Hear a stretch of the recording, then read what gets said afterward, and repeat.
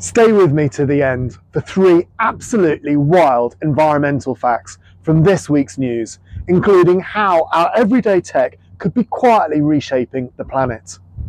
So, number 1, this is relevant and critical for all large corporates and their sustainability teams.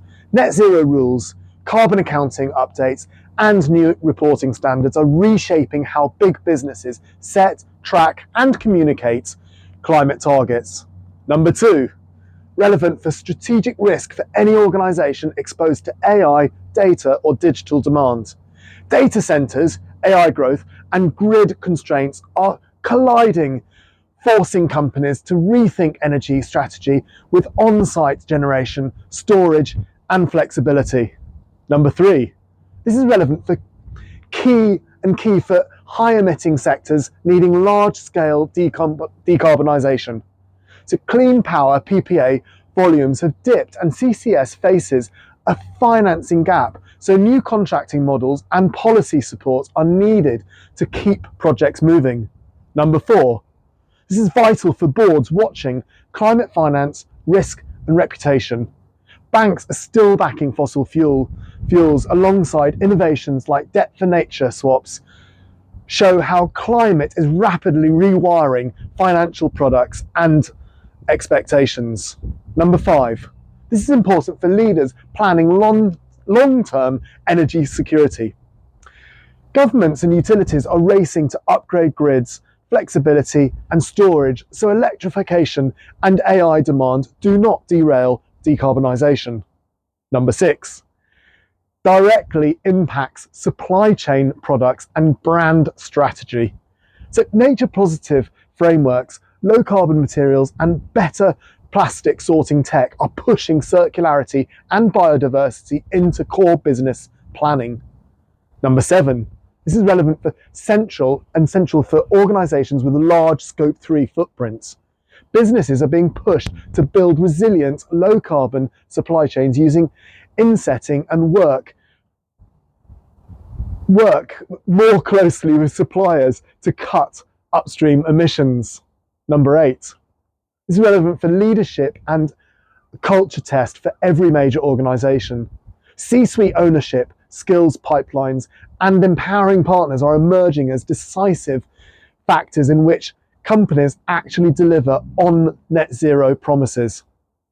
Number 9, this is relevant for big transport heavy and logistic dependent businesses.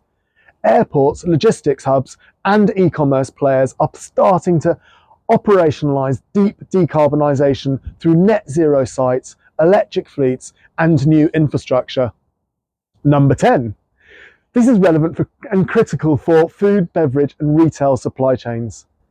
Climate-driven crop shocks, now farming incentives, and stronger food system policy are shaping, or reshaping, how companies think about resilience and low-carbon agriculture. So, top 3 mind-blowing environmental facts from this week's news. Number 1, this is relevant for shows how fast climate impacts are transforming global commodities. Up to half of today's coffee growing areas could become unsuitable by 2050, with some estimates suggesting losses close to 90% in parts of Latin America. That's a big deal. So this number 2 highlights how climate resilience is finally scaling in policy and finance.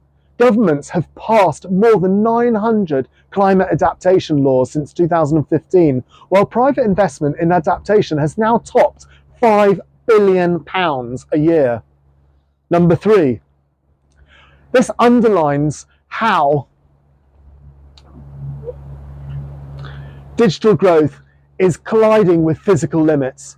The UK's AI data centre boom is expanding so fast that grids constraints are now seen as core barrier to both clean energy deployment and digital growth. So what can businesses actually do? Well, let's take number 3 of our show-stopping environmental facts this week. The collision between AI data centres and grid capacity, and translate it into action. Audit where digital and AI demand is driving energy use in your organisation.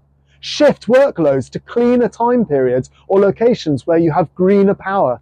Invest in demand flexibility, on-site renewables and storage where viable.